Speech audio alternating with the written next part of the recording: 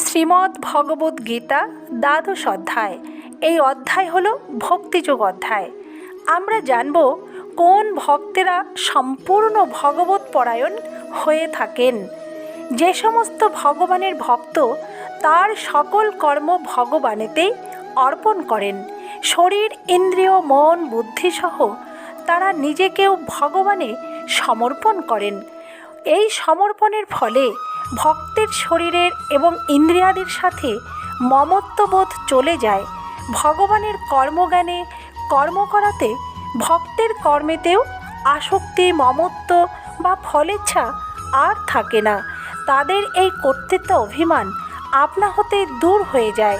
তারা তাদের সকল লৌকিক বা সাংসারিক কর্ম এবং পারলৌকিক শাস্ত্রবিহিত কর্মসমূহ সগুণ ব্রহ্মরূপ ভগবান বাসুদেবেতে সমর্পিত করেন। এই ভক্তেরা সম্পূর্ণ ভগবত পরায়ণ হয়ে থাকেন। ভগবান বাসুদেবী সাধকের একমাত্র ইষ্ট এবং কেবলমাত্র আশ্রয় হয়ে থাকেন। জয় শ্রীকৃষ্ণ।